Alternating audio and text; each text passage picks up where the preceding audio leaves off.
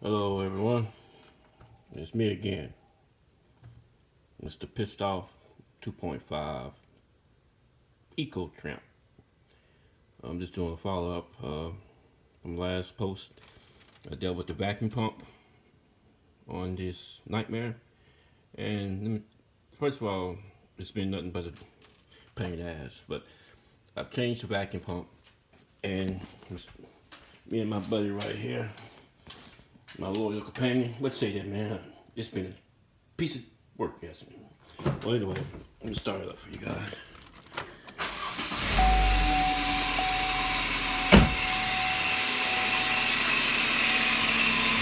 Running smooth and everything, but still getting the service tune, right? And you hear the kick. You just heard some tones from inside the car. Service tune. There's something down up in here. And someone said that the catalytic converters on these models also go bad. In 22 years in the Marine Corps, I don't give up, and I don't believe in just throwing money and shit at a problem. You gotta strategically fix it. So this is the vacuum pump. You see all the crud?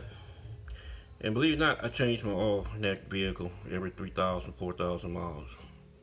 Maximum 8,000 miles. And I was using synthetic blend, so I'm gonna stop doing that, and I put high detergent in it and try to flush it out. But that's the gunk inside. As you can see, these two pieces, this is the actual cranking mechanisms that goes into the cam load that turns this pulley. It turns the pump. This is the purge valve that I had, and it broke.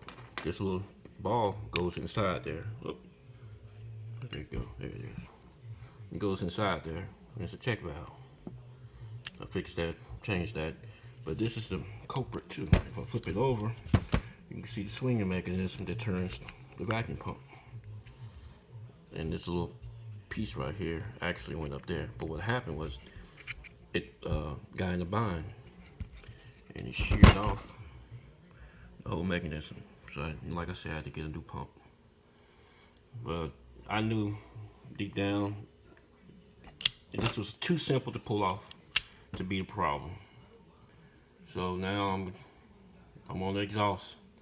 I'm gonna find out what that ticking noise is and what does that service soon mean, because when you plug it up to the codes, it's saying overhead, oh gosh, I forgot what it was.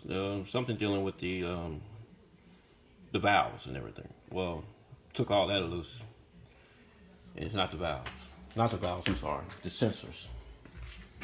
These. Those and the crankshaft sensors. Changed all that. I even checked those, and I bit the bullet, and I bought 2 new ones, even though mine was showing good. Still didn't fix it. Well, I'll keep you posted. Hopefully I'll get it fixed, or you might see it on national news. Chevy Malibu driven off a cliff. There you go.